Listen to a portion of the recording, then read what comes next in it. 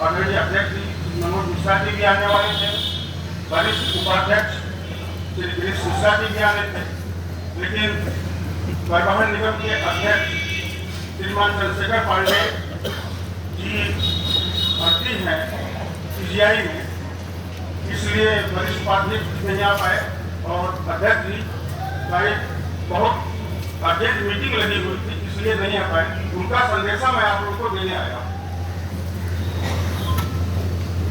उद्बोधन शुरू करने से पहले एक चीज मैं और बता दूं कि ये यहाँ की बैठक आज की नहीं, 5वें वेतन से लेकर के 6ठे वेतन, 7वें वेतन और जब भी निगम सेतु निगम पे कोई भी आपत्ति आई है उसमें एम्प्लॉइज यूनियन के जो हमारे केंद्रीय अध्यक्ष हैं ईश्वर झा जी बढ़ चढ़ के हिस्सा लिए।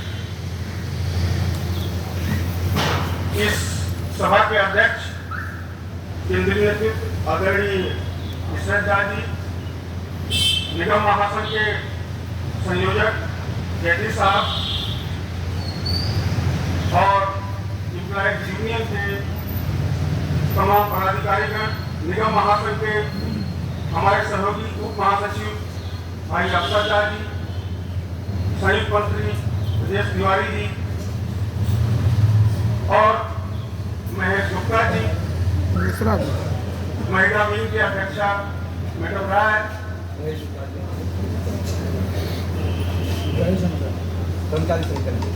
कर्मचारी संगठन के आदरणीय अध्यक्ष महेश मिश्रा जी, उनके महासचिव बसी हैदर साहब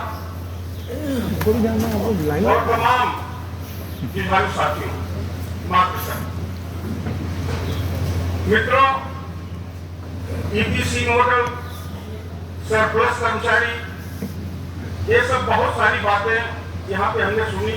हमारे पास पत्र भी आपका गया है, उसपे माननीय मुख्यमंत्री जी को, आपके मंत्री जी को चिट्ठी भी बन गई है। ये आपकी ही समस्या नहीं है, चाहे ये सरकार हो चाहे पिछली सरकारें, कोई भी सरकार अब निगमों को चलाना नहीं चाहती, चाहे आपका निगम हो चाहे इससे बड़ी संख्या परिवहन निगम की है। वहां पे भी आपने पेपरों में देखा होगा, पढ़ा होगा कि वहां पे उल्टा हो रहा है। पहले 25% मार्क प्राइवेट के पास था और 75% मार्क परिवहन निगम के पास था। अब 10 उसका उल्टा करने जा रहे हैं, 75% मार्क प्राइवेट के पास जाना है और 25% मार्क परिवहन निगम के पास जाना है। वही हाल आपके यहाँ EPS मोड, EPC मोड, इसका मतलब है इंजीनियरिंग प्रोक्योरमेंट एंड ट्रांसैक्शन। ये भी उसी की एक कड़ी में पहला कदम है। अगर आप लोग एकत्रित नहीं होंगे, जो यूनियन, जो संगठन अभी सोच रहे हैं ये इनका काम है, ये उनका काम है, लेकिन नौकरी आपको करनी है। अगर नौकरी ही नहीं रहेगी तो आपका संगठन क्या करेगा? हमारे ईश्वर भाई ने हमारे अध्यक्ष जी से वार्ता हुई थी, आज आने वाले थे लेकिन किन कारणों से नहीं आए।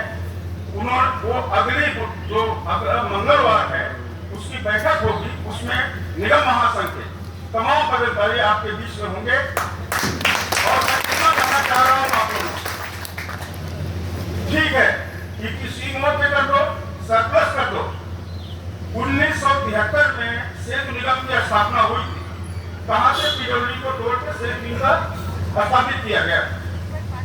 बंद कर दो, EPC मोड पे दे दो, प्राइवेट को दे दो, सब कुछ कर दो, लेकिन हमारे कर्मचारियों को पुनः PWD में समायोजित कर।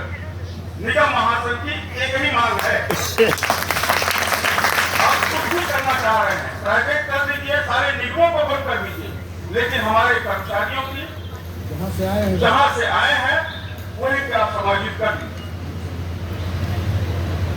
इसी मांग को लेकर के निगम महासंघ आगे बढ़ रहा है, लेकिन आप लोगों से, आपके संगठन से, आपके जो भी लोग उनसे यही गुजारिश है निगम महासंघ की, आप लोग संगठित रहिए।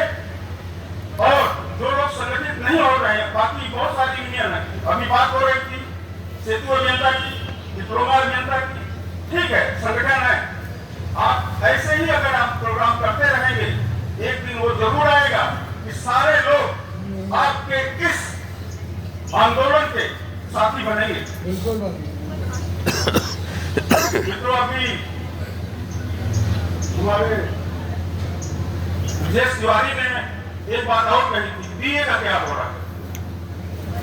मित्रों, जैसे हमने बताया कि निगमों को कोई रखना नहीं चाहता, न सरकार रखने चाहती है, न सरकार में बैठे कर्मचारी रखना चाहते हैं। बीए की फाइल सितंबर महीने में, अगस्त महीने में ब्यूरो ने वित्त विभाग को भेज दिया। अक्टूबर महीने में कोयली लगा के फिर आ गई। उस कोयली को ब्यूरो से दूर करा के फिर भेजा गया है। अभी कल हम लोग गए थे शासन में, उनसे कहा, उन्होंने बताया ब्यूरो वालों ने कि एक कोयली और आ गई है, अब आपकी फाइल इसी महीने हो जाएगी। इस कोयली का जवाब बहुत ज्यादा नहीं है, जियो बना के देना है, हमें जियो बना के दे रहे हैं। और हम आशा करते हैं इसी नवंबर महीने में आपका 3% डीए अवश्य हो जाए।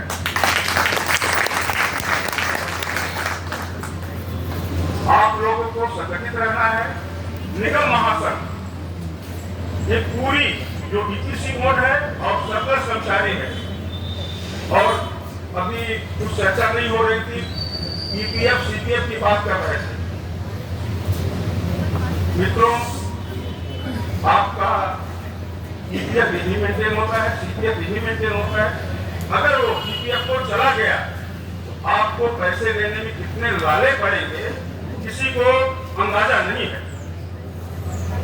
36 निगमों में 12 निगम ऐसे हैं जहां का ईपीएफओ में उनका अकाउंट है। उनको अगर किसी भी तरीके से लड़की की शादी करनी हो, जमीन लेनी हो, मकान बनवाना हो, उसको पैसे लेने के लिए कितने पापड़ बेलने पड़ते हैं, उनसे आप पूछ लीजिए। मैं जिस निगम में हूं, हमारे निगम में भी ट्रस्ट है, और प्रबंधन कई बार सोचा कि इसको हम भेज दें वहां पे, लेकिन चूंकि मैं वहां का अध्यक्ष हूं तो मैं बारीकी से नजर रखे हुए था, और आज तक भी प्रबंधन को लिखना पड़ा कि हम यहाँ से वहां नहीं भेज सकते हैं, यहाँ पे सारी चीजें मेंटेन हो रही है। और जो भी घाटा होता है, लोग कहेंगे कि इसमें जो घाटा हुआ है उसकी भरपाई कौन करेगा। जब ट्रस्ट बना था उसी समय मैनेजमेंट ने लिख के दिया था कि जो भी घाटा होगा उसकी भरपाई यहाँ का प्रबंधन करेगा। तो जो भी घाटा है उसका प्रबंधन जिम्मेदारी लेगा, और ईपीएफ ट्रस्ट को यहीं पे मेंटेन होना चाहिए। बाकी चीजें आपके अध्यक्ष जी अभी बताएंगे कि निगम महासंघ से इनकी हमेशा वार्ता होती है।